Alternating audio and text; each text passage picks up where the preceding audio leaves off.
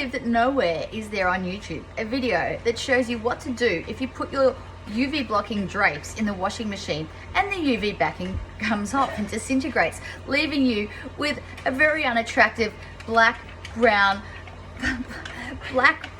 grey ombre effect to your drapes. Oh, maybe stop it. Anyway, I thought this was something that needed to be addressed because I was quite convinced that it could be addressed with a spray can of paint. The people at Bunnings weren't quite so enthusiastic, so rather than just buy the spray paint, I also bought the undercoat.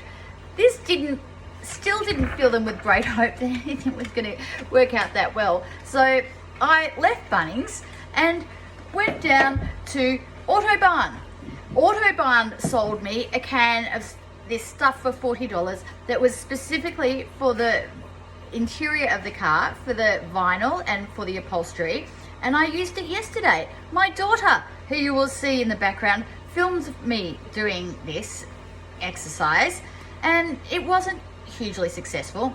It wasn't unsuccessful, although the filming aspect was, but what was unsuccessful as well was that it didn't take to the fabric at all. It just, Alexandra, please, this is important. It didn't take to the fabric at all. So this was just pointless and a waste of $40.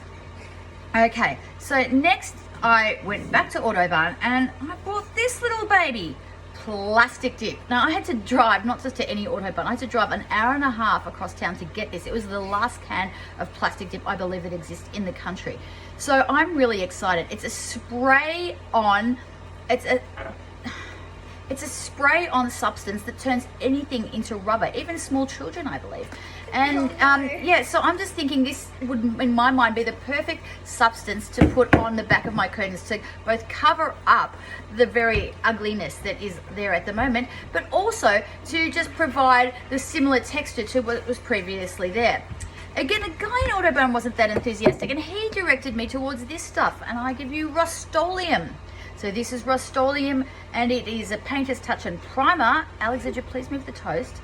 And it is meant to be absolutely fabulous for terracotta pots and car hub wheels, but nevertheless, with lack of anything else to try, I am going to do a longitudinal experiment where I use all these different types of spray paints, plus the shoe polish, revisit it in a week or so, then a month or so to see what holds up the best. I'm hungry. And I will get back to you, and maybe this will be the first tutorial on YouTube which shows successfully how you too can use spray paint to fix up your ruined UV blocking curtains. Back soon with the experiment. No. Alexandra.